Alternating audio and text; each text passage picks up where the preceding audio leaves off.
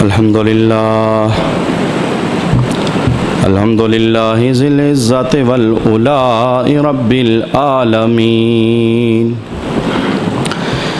والصلاة والسلام على سيد الأنبياء والمرسلين والعاقبة للمتقين أما بعد وبسم الله الرحمن الرحيم قال رسول الله صلى الله تعالى عليه وآله وسلم إذا دخل رمضان فتحت أبواب الجنة أو كما قال عليه الصلاة والسلام إن الله وملائكته يصلون على النبي يا أيها الذين آمنوا صلوا عليه وسلموا تسليما اللهم صل على سيدنا ومولانا محمد وعلى آل سيدنا ومولانا محمد وبارك وسلم وصل عليه الصلاة والسلام عليك يا سيدي يا رسول الله الصلاة والسلام عليك يا سيدي يا حبيب الله الصلاة والسلام عليك يا سيدي يا شفيع المذنبين وعلى آلك وصحابك يا سيدي يا رحمة للعالمين بعد حمد و صلات لائق عزت و تکریم جمیع احباب سامعین علی وقار جمعۃ المبارک میں رمضان المبارک کی بابرکت ساعتیں اور مبارک گھڑیاں اللہ کے گھر میں گزارنے کی سعادت حاصل ہو رہی ہے۔ گزشتہ نشست کے اندر روزہ کی اہمیت اور روزہ نہ رکھنے پر مذہب نے جو سزا بیان فرمائی، ہم نے رمضان کی آمد سے قبل اسے سماعت کیا اور یہ ذہن لینے کی کوشش کی کہ رمضان کے اندر ہم نے اس فرض کو اپنے سر سے اتارنا ہے اور اللہ کی توفیق سے روزے رکھنے ہیں، اور پھر اللہ نے جن جن لوگوں کو توفیق سے نوازا انہوں نے اس عبادت کو اپنی زندگی کے اندر اتار لیا۔ چونکہ رحمت اور برکت والا مہینہ شروع ہو چکا ہے، آج کی نشست کے اندر میں چند حدیثیں اس عنوان پر آپ کے سامنے عرض کرنا چاہوں گا کہ اللہ تبارک و تعالیٰ نے اس مہینے کو کتنی عظمت عطا فرمائی ہے، تاکہ جو روزہ دار ہیں وہ اس امر پر اللہ کا شکر ادا کریں کہ ہم کتنی بڑی عبادت اس وقت کر رہے ہیں، اور جو ایسے ہیں جن کی توفیق کے اندر ابھی تک یہ بات نہیں آئی کہ وہ روزے میں پابندی حاصل کر سکیں، تراویح میں پابندی حاصل کر سکیں، رمضان ہے لیکن پھر بھی غفلت کے پردے ان کے ذہن پر پڑے ہوئے ہیں، وہ اس مہینے کی عظمت سماعت کر کے اپنا ذہن بنا سکیں کہ ہم کتنے غافل ہیں۔ اللہ بخشش دینے کے لیے اپنی رحمت کا اہتمام ہمارے لیے کیے ہوئے ہے اور ہم اپنے دل کے دروازے بند کیے بیٹھے ہیں۔ سب سے پہلی حدیث پاک جو میں آپ کے سامنے عرض کرنا چاہوں گا، رسول رحمت صلی اللہ علیہ وآلہ وسلم نے روزے کے فضائل میں سے پہلی فضیلت جو بیان فرمائی، دور حاضر کے اندر کچھ جگہوں سے یہ آوازیں سنائی دیتی ہیں، بھئی تو روزہ نہ رکھ بیمار ہو جائے گا، تو روزہ نہ رکھ کمزور ہو جائے گا، تو روزہ نہ رکھ تیری صحت پہلے ٹھیک نہیں ہے۔ اس لحاظ سے محبوب الاسلام نے ہمیں تعلیمات ارشاد فرمائی کہ کیا روزہ بندے کی بیماری میں اضافہ کرتا ہے؟ کیا روزہ بندے کو بیمار کر دیتا ہے؟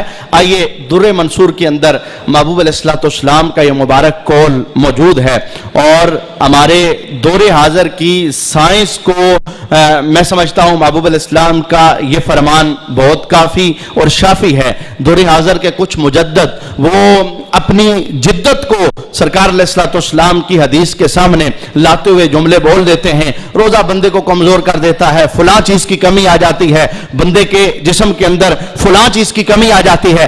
آئیے ان سب کے لیے میرے محبوب علیہ السلام کا ایک جملہ ہی کافی ہے۔ سرکار فرماتے ہیں سومو تصحوا، روزہ رکھو اللہ تمہیں صحت یابی عطا فرما دے گا۔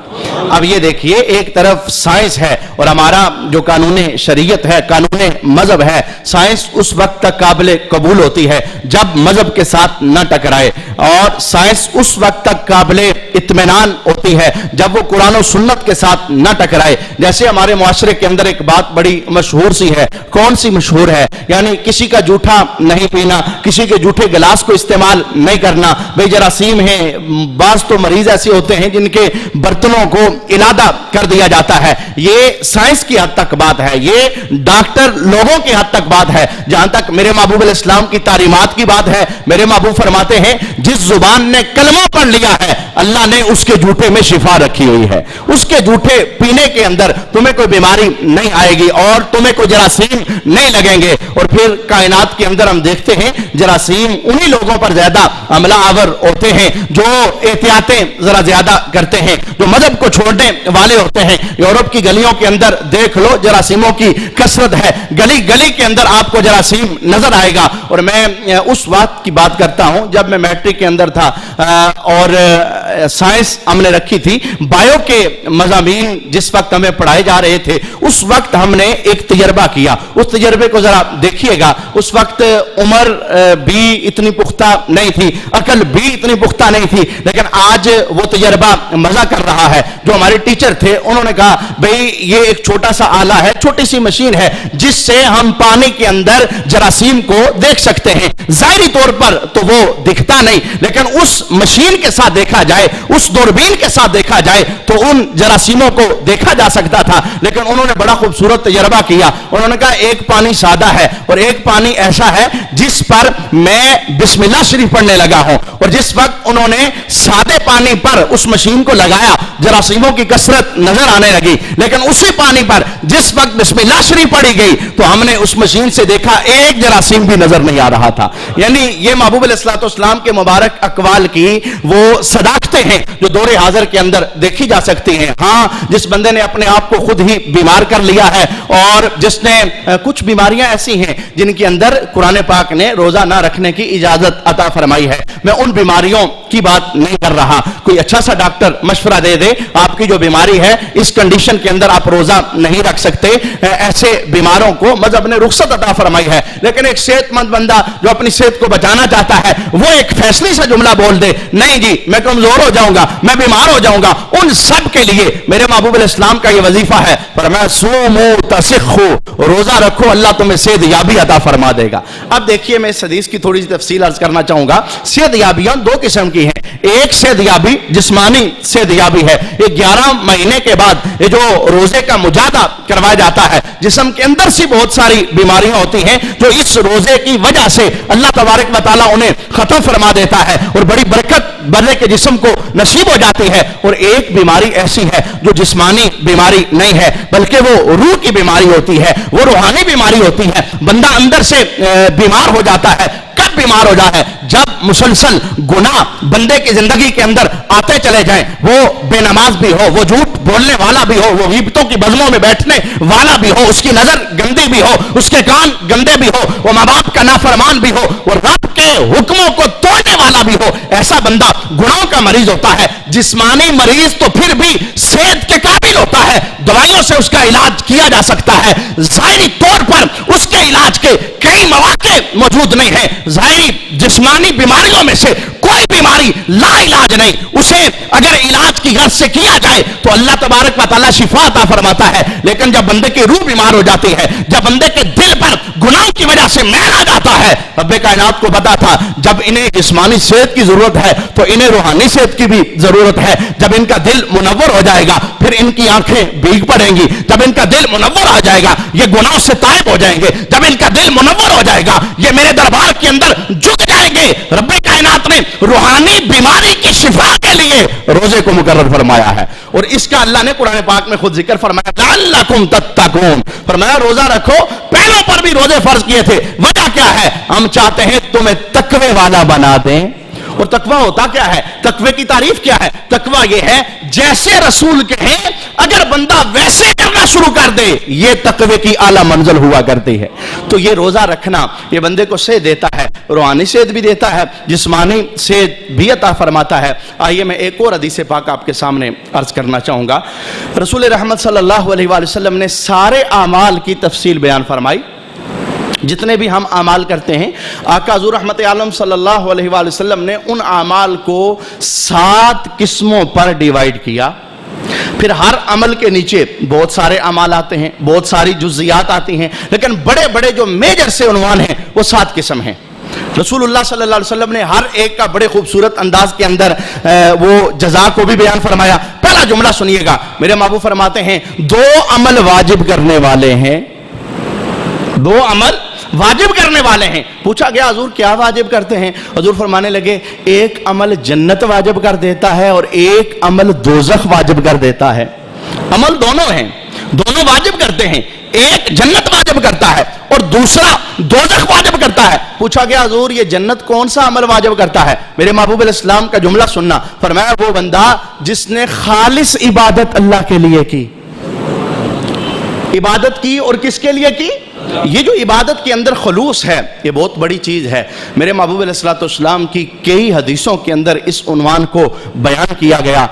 حضرت ابو ہریرہ رضی اللہ تعالی عنہ مدینہ شریف کے چوکوں کے اندر کھڑے ہو کر کے آپ روتی آنکھوں کے ساتھ اس حدیث پاک کو بیان فرمایا کرتے تھے۔ قیامت کے دن جب 3 بندوں کا رب کے دربار کے اندر فیصلہ پیش کیا جائے گا، سب سے پہلے ایک مجاہد آئے گا، اللہ تبارک و تعالیٰ اس سے پوچھے گا بتا اتنی صحت عطا فرمائی تھی، اتنی نعمتوں سے نوازا تھا، تو نے کیا کیا؟ وہ بندہ اللہ کے دربار کے اندر کہے گا مولا میں تلوار لے کے میدان کارزار میں گیا، میں نے کافروں کی گردنوں کو کاٹا، میں خود شہید ہو گیا، میں نے تیرے نام پر اپنی جان پیش کر دی۔ میرے محبوب فرماتے ہیں اللہ فرمائے گا نہیں، تو جو میدان جہاد میں گیا تھا تیرے دل میں ارادہ یہ تو نہیں تھا کہ میں راضی ہو جاؤں؟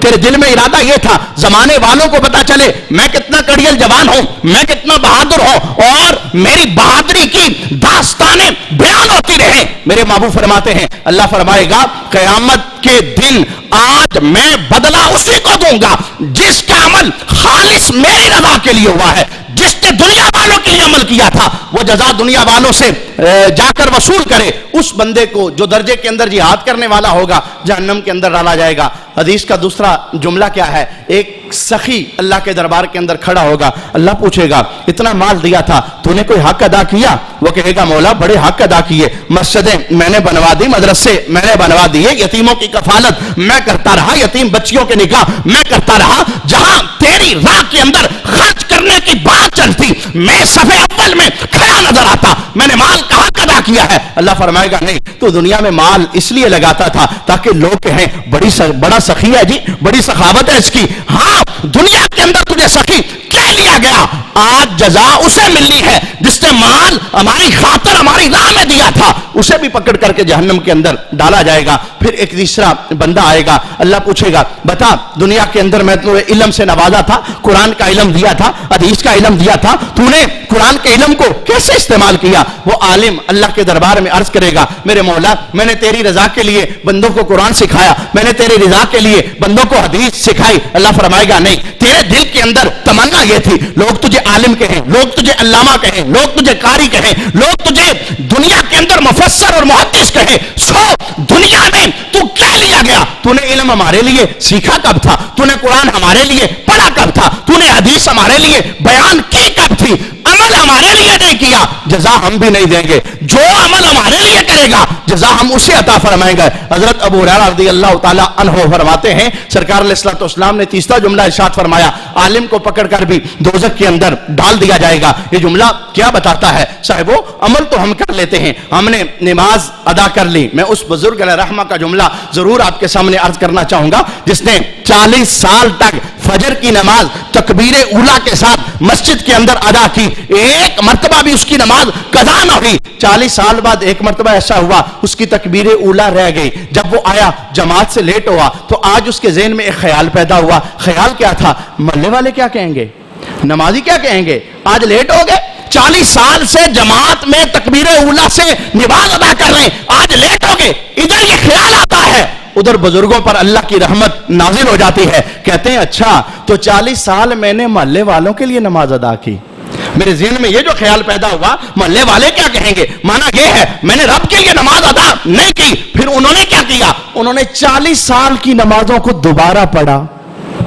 وہ جو پہلے والی 40 سال کی تھی وہ میری اپنی نہیں تھی, وہ تو میں نے محلے والوں کی وجہ سے پڑھی. میں کہنا چاہوں گا دور حاضر کے اندر چھوٹے چھوٹے کام بندے کرتے ہیں, لیکن ان چھوٹے کاموں کے بڑے بڑے بینر لگا کر کے, ان چھوٹے کاموں کے بڑے بڑے اشتہار لگا کر کے, ان چھوٹے کاموں کو اگر آپ اس وقت ایک کپڑا یہاں پر پھیریں, یہ مسجد کے لیے چندہ چاہیے 50,000 روپیہ, کوئی بھی اس کپڑے کے اندر نہیں ڈالے گا. کوئی 10 روپیہ, کوئی 500 روپیہ, کوئی 100 روپیہ ڈالے گا. جس نے 50,000 دینے ہیں وہ کوئی بندہ پکڑے گا. باہر مسجد کے اندر غلہ لگا ہوا ہے, کوئی آ کر کے 10,000 روپیہ اس غلے کے اندر نہیں ڈالے گا. جب 10,000 اس نے دینے ہیں وہ ایک بندہ پکڑے گا, حضور میں نے 10,000 مسجد دیے ہیں, میری دعا کروائیے گا. میں کہنا چاہتا ہوں جس کے نام پر دیے ہیں آپ نے دیے بعد میں, اسے پتہ پہلے چل گیا ہے, وہ اتنا کریم مالک ہے, اسے نام بتانے کی ضرورت نہیں پڑتی. تو پہلا جملہ میں نے عرض کرنا چاہا, سرکار علیہ السلام فرماتے ہیں 2 عمل واجب کر دیتے ہیں.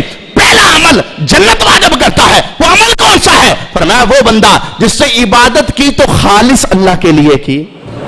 یہ جو قرآن پاک کے اندر سورہ کوثر آپ پڑھتے ہیں, رب کائنات نے محبوب علیہ السلام کو کیا فرمایا, انا اعطیناک الکوثر, محبوب ہم نے آپ کو خیر کثیر عطا فرمائی. اگلا جملہ سننا, فصلی لربک, نماز پڑھیے رب کے لیے, نماز پڑھیے رب کے لیے. مانا کیا تھا؟ فرمایا محبوب عبادت صرف اور صرف میرے لیے ہونی چاہیے. یعنی یہ جو نیتوں کا عمل دخل ہوتا ہے یہ عبادتوں کو بڑا مقام عطا فرماتا ہے. یہی وجہ ہے یہ جو روزے والی عبادت ہے اس کا خاص روحانی طور پر ایک اندر کا تعلق ہے. روزہ دکھایا نہیں جا سکتا. اس وقت میں روزے میں ہوں, آپ کو کیا پتا اس وقت آپ روزے میں ہو, مجھے کیا پتا. یہ ایک اندر کی کیفیت ہے جس کو اللہ جانتا ہے یا روزہ رکھنے والا بندہ جانتا ہے. یہی وجہ جو سب سے خالص کام تھا, رب کائنات نے کہا کام سب سے خالص ہے, جزا بھی ہم ہی عطا فرمائیں گے. حالانکہ نماز کی جزا کوئی اور نہیں دیتا, حالانکہ زکوٰۃ کی جزا کوئی اور نہیں دیتا, حالانکہ حج کی جزا کوئی اور نہیں دیتا. نماز کی جزا بھی رب دیتا ہے, زکوٰۃ کی جزا بھی رب دیتا ہے, حج کی جزا بھی رب دیتا ہے. لیکن نماز کی جزا تول کے, زکوٰۃ کی جزا تول کے, حج کی جزا تول کے روزے کی جزا کیا ہے؟ سرکار علیہ السلام فرماتے ہیں حدیث قدسی ہے, روزے کی 2 جزائیں ہیں. فرمایا ایک افطاری کے وقت ہے, دوسرا رب سے ملاقات کے وقت ہے. افطاری کے وقت کیا ہے؟ اللہ گناہ معاف کرتا ہے. بندے کی جو روحانی زندگی پر گناہوں کا داغ لگ چکا ہے, فرمایا روزہ تمہیں صاف کرنے آیا ہے. جب افطاری کے لیے بیٹھو گے اللہ تبارک و تعالیٰ تمہارے روح کو تازگی عطا فرما دے گا. رمضان کے علاوہ ہو سکتا ہے آپ کی آنکھیں کبھی بھیگ نہ سکیں, لیکن اگر آپ رمضان اطمینان سے گزار لو, اگر آپ نماز تراویح اطمینان سے پڑھ لو, اگر آپ روزے کی عبادت اور اس مجاہدے کو اطمینان سے کر لو, دیکھنا جب رمضان گزرنے کو ہوگا خود بخود آپ کی آنکھوں سے اشکوں کا سیلاب بہہ پڑے گا, خود بخود آپ کا دل نرم ہو جائے گا, آپ کو محسوس ہوگا کہ کوئی آیا تھا اور دل سے گزر کے گیا ہے. یہ رمضان گزرتا ہے دل سے, یہ بندے کے اندر کو آباد کرتا ہے. تو پہلا جملہ میں نے آپ کے سامنے عرض کرنا چاہا. سرکار علیہ الصلوۃ والسلام نے اس حدیث کے اندر جو دوسرا جملہ ارشاد فرمایا تھا وہ کیا تھا؟ فرمایا افطاری کے وقت تو بخشش ہے, اور رب سے ملاقات کے وقت کیا ہوگا؟ اللہ بندے کو اپنا دیدار عطا فرمائے گا. نماز بہت بڑی عبادت ہے لیکن اس پر یہ جزا نہیں ہے. آج بہت بڑی عبادت ہے پر اس پر یہ جزا نہیں ہے. فقط روزے کے متعلق فرمایا میرے لیے ہے, میں اس کی جزا ہوں. جزا کیا ہے؟ فرمایا جس وقت دنیا کاٹ کے, مشقت کاٹ کے تو میرے دربار میں آئے گا, کائنات میرے دیدار کے لیے ترس رہی ہوگی. اے روزے دار میں تمہیں بزم حشر میں اپنا دیدار عطا فرماؤں گا. باب الریحان سے آواز آئے گی, اے روزہ دار اس دروازے سے آ جا, اللہ تجھے اپنا دیدار عطا کرنا چاہتا ہے. میں نے پہلا جملہ آپ کے سامنے عرض کیا, اعمال 7 قسم کے ہیں. 2 عمل واجب کرتے ہیں، یعنی ایک جنت اور ایک دوزخ۔ جو جنت واجب کرنے والا عمل ہے، یعنی رمضان شریف کے اندر کمیاں اور کوتاہیاں اپنی زندگی کی دور کرنی چاہیے۔ اگر ہم مال خرچ کرنے والے ہیں، اگر ہم نماز پڑھنے والے ہیں، اگر ہم حج کرنے والے ہیں، بہت سارے حاجیوں کو میں نے دیکھا، اگر انہیں حاجی کہہ کر نہ پکارا جائے وہ بھلے ناراض ہو جاتے ہیں، ہمیں حاجی کیوں نہیں کہا گیا جی، ہم حاجی ہیں۔ میں نے ایک بزرگوں کا نام لیا، انہوں نے کہا جی میرا صرف نام نہ لیں، میں نے 6 حج کیے ہوئے ہیں۔ میں نے کہا اللہ آپ کے حجوں کو بچائے، یعنی ضائع ہونے نہ پائے۔ عبادت اور پھر عبادت پر ڈنڈورا پیٹنا، عبادت اور پھر عبادت پر اعلان کرنا، عبادت ہاں کوئی خود کہہ لے، یہ اس کی اپنی خوش اسلوبی ہے۔ ارشاد فرماتے ہیں 7 عمل جو واجب کرنے والے ہیں، اور اعمال کی جو 7 قسمیں حضور نے بیان فرمائی۔ 2 عمل تو میں نے عرض کیے، ایک خالص ہو کے اللہ کی عبادت کرنا، یہ جنت واجب کر دیتا ہے۔ عبادت کے اندر پھر ساری باتیں آ جاتی ہیں، جو بھی کرو ذہن کے اندر یہ بات رکھو کہ ہم خالص اللہ کی رضا کے لیے کر رہے ہیں۔ پھر جب رضا اللہ کے شامل حال ہوتی ہے تو اللہ پھر اس میں درجہ قبولیت تک اس عمل کو پہنچا دیتا ہے۔ دوسری بات یہ، جو مشرک بندہ ہے اس پر دوزخ واجب ہو جاتی ہے۔ تیسری بات، میرے محبوب الاسلام ارشاد فرماتے ہیں 2 عمل ایسے ہیں کہ وہ جتنا کرو اتنے ہی ہیں، یعنی جتنا تم نے کیا اتنا ہی تمہیں ملے گا۔ پہلا عمل فرمایا جب تم نے نیکی کا ارادہ کیا، نیکی کی نہیں۔ ابھی مثلا میں ایک جملہ عرض کرنے لگا ہوں، میں ابھی اعلان کرتا ہوں بھئی آج عصر کی نماز کے بعد جو ہمارا ہفتہ وار درس قرآن ہوتا ہے آج بھی ہوگا، تو آپ سارے تشریف لائیے گا۔ آپ بیٹھے ہیں، عصر ابھی دور ہے، عصر ابھی آئی نہیں، آپ بیٹھے ہوئے کوئی بندہ ارادہ کرتا ہے اچھا جی میں عصر کے وقت آؤں گا، قرآن سننے کے لیے میں اس بزم میں پہنچوں گا۔ اب عصر آئے گی تو دیکھیں گے کہ یہ آیا ہے یا نہیں آیا، لیکن نیت اگر خالص ہے بیٹھے بیٹھے اللہ ایک نیکی عطا فرما دیتا ہے۔ یہ اس امت کا خاصہ ہے، اس سے پہلے ایسا نہیں تھا۔ میرے محبوب فرماتے ہیں 2 عمل ایسے ہیں جتنا کرو گے اتنا ہے۔ مانا کیا؟ نیکی کا ارادہ کرو، ایک نیکی اللہ ضرور عطا فرماتا ہے۔ اور میں کہتا ہوں یار اچھے اچھے ارادے بندے کو کرتے ہی رہنا چاہیے۔ یہ جو دل بندے کا ہوتا ہے نا، دل، اس سے بندہ بڑی کمائی کر سکتا ہے۔ میں اس موقع پر حضرت موسیٰ علیہ السلام کے دور کے اس بندے کا واقعہ ضرور عرض کرنا چاہوں گا جس وقت آپ کے دور کے اندر قحط سالی ہو گئی، مخلوق روٹی کے لیے پریشان تھی، تو وہ غریب سا بندہ وہ جنگل سے گزرا، ریت کا ایک بہت بڑا پہاڑ تھا سامنے، اس نے ریت کے پہاڑ کی طرف دیکھا، ادھر اللہ کی مخلوق کی بھوک کو دیکھا، اس نے ذہن میں خیال پیدا کیا، کہنے لگا مولا اگر اتنی میرے پاس آٹے کی کان ہوتی، یہ جتنا ریت کا پہاڑ ہے نا اتنا میرے پاس آٹا ہوتا، مولا میں تیری مخلوق کے گھر گھر روٹی پہنچا دیتا۔ اب اس کے پاس آٹا تو تھا نہیں، اس نے بھی ارادہ کیا تھا، اس سے سوچا تھا، اس سے نیت کی تھی، ادھر گھر پہنچا، ادھر رب کائنات نے جبرائیل کو موسیٰ علیہ السلام کے پاس بھجوا دیا۔ پیغام کیا تھا؟ کہا پیارے موسیٰ اپنے اس غلام کو پیغام دو، تو نے ریت کا پہاڑ صدقہ نہیں کیا پر ہم نے پہاڑ صدقہ کرنے کا تمہیں ثواب عطا فرما دیا۔ یہ جو نیت کا صدق ہوتا ہے، یہی وجہ ہے بخاری شریف کی بہت ساری کامل حدیثیں ہیں اور بہت ساری اعلیٰ حدیثیں ہیں، لیکن جو پہلا حدیث نمبر لیتی ہے وہ کون سی ہے؟ انما الاعمال بالنیات۔ عملوں کا دار و مدار نیتوں پر ہوتا ہے۔ نیت بندے کو بہت اونچا اور اعلیٰ مقام دیتی ہے۔ یہی بخاری شریف ہے جس کی دوسری جگہ پر یہ جملہ موجود ہے، جب ایک بندہ سفر کے لیے اپنے گھر سے نکلتا ہے، جنگل میں پہنچتا ہے اور اس کے پاس ایک لکڑی ہے اور زمین کے اندر اس لکڑی کو لگا دیتا ہے اور ذہن میں ارادہ کیا رکھتا ہے، یار یہ گزرنے والی جگہ ہے، کوئی مسافر آئے گا یہاں سے گزرے گا تو اس لکڑی کے ساتھ اپنے جانور کی رسی کو باندھے گا، تھوڑی دیر کے لیے آرام کر لے گا، اللہ مجھے ثواب دے دے گا۔ اب کیا ہوا؟ وہ بندہ وہاں سے اٹھا، اپنا سفر مکمل کرنے کے بعد چلا گیا، لکڑی لگا گیا، حضور فرماتے ہیں ایک اور آ گیا، اس نے لکڑی کو دیکھا، اس نے کہا یار یہاں پر کوئی لکڑی لگا گیا ہے، ہو سکتا ہے رات کے اندھیرے میں کوئی مسافر یہاں چلتا ہوا ہے، پاؤں کے ساتھ ٹھوکر لگے، وہ گر جائے، اسے چوٹ لگ سکتی ہے۔ اس نے مسلمان کو نقصان سے بچانے کے لیے لکڑی کو زمین سے نکالا، دور پھینک دیا۔ میرے محبوب فرمانے لگے ایک لکڑی لگانے والا ہے، دوسرا لکڑی نکالنے والا ہے، نیت دونوں کی ٹھیک ہے، اللہ نے نیت پر دونوں کو ثواب عطا فرمایا ہے۔ اب یہ دیکھیے جو نیت کا صدق ہوتا ہے بہت بڑا کمال ہے۔ میں 2 عمل برابر ہیں، یعنی نیکی کا ارادہ کرو اللہ ایک نیکی عطا فرما دیتا ہے، جب کرو گے تو پھر بڑھ جائے گا، کتنا بڑھے گا تھوڑی دیر بعد سنیں گے۔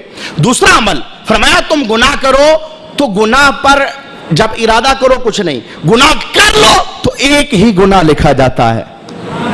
کریمی ہے میرے رحم اللہ کی۔ رمضان کے اندر نیکیوں کا ریٹ بڑھتا ہے، گناہوں کا ریٹ نہیں بڑھتا۔ رمضان کے اندر رحمت کا ریٹ بڑھتا ہے، غیر رمضان کے اندر گناہوں کا ریٹ نہیں بڑھتا. نیکی ایک کرو 10 بھی ملتی ہے، نیکی ایک کرو 700 بھی ملتی ہے، نیکی ایک کرو 1000 بھی ملتی ہے. ایک بات تو لگے ہاتھوں سنیں. حضرت ابراہیم بن نہی کہتے ہیں جو رمضان کا مہینہ ہے نا، ویسے تم ایک مرتبہ سبحان اللہ کہو، وہ ایک مرتبہ ہی سبحان اللہ ہے، لیکن رمضان شریف کے اندر جب تم ایک مرتبہ سبحان اللہ کہو، وہ ایک مرتبہ نہیں ہوتا، یوں ہوتا ہے کہ تم نے 1000 مرتبہ سبحان اللہ کہا ہے. اب یہ دیکھیے نیکی ہے، ریٹ بڑھ گیا، کہاں ایک مرتبہ، ثواب 1000 کا میسر آ رہا ہے. ایسے ہی گناہ ایک کرو ایک ہی رہتا ہے، وہ 10 نہیں بنتے، وہ 700 نہیں بنتے، وہ 1000 نہیں بنتے. یہ اللہ کا بندوں کے ساتھ پیار والا معاملہ ہے. 2 اور 2 4 عمل ہو گئے، 2 عمل واجب کرنے والے، 2 برابر کے. 2 عملوں کے متعلق میرے محبوب نے فرمایا ایک عمل تو ایسا ہے جو 10 گنا بندے کو بڑھا کے دیا جاتا ہے، اور ایک عمل ایسا ہے جو 700 گنا تک بندے کو بڑھا کر کے دیا جاتا ہے. وہ جو 10 گنا والا ہے وہ کون سا ہے؟ جو عام ہم نیکی کرتے ہیں، ایک نیکی کی تو بدلے میں 10 ہمیں ملتی ہیں، ایک نہیں. درود ایک مرتبہ پڑھو تو بندے کو 10 نیکیاں میسر آتی ہیں، 10 گناہ معاف ہوتے ہیں، اور 10 درجے اللہ بلند فرماتا ہے. اور محبوب علیہ السلام فرماتے ہیں چھٹا عمل کون سا ہے؟ رمضان شریف یا رمضان شریف نہ ہو، غیر رمضان یا رمضان کسی بھی جہت کے ساتھ، جب اللہ کی راہ کے اندر 1 روپیہ ڈالا جاتا ہے، 1 روپیہ خرچ کیا جاتا ہے، اللہ 1 روپیہ خرچ کرنے کا نہیں، اللہ 700 روپے خرچ کرنے کا ثواب عطا فرماتا ہے. اب یہ 6 عمل ہو گئے. 7واں عمل سننا. 2 عمل واجب کرنے والے تھے، ایک جنت اور ایک دوزخ. 2 عمل برابر تھے. 2 عمل ایسے تھے، ایک 10 گنا دیا جاتا تھا اور ایک 700 گنا دیا جاتا ہے. 7واں عمل میرے محبوب فرماتے ہیں 7واں عمل ایسا ہے جس کی جزا نہ 10 گنا نہ 700 گنا، اور جس کی جزا نہ واجب ہے نہ فرض ہے. وہ عمل کون سا ہے؟ میرے محبوب فرماتے ہیں وہ عمل روزے کا عمل ہے. حضور جزا کیا ہے؟ فرمایا 7ویں عمل کی جزا یہ ہے جو روزہ دار ہے اللہ اسے بے حساب عطا فرماتا ہے.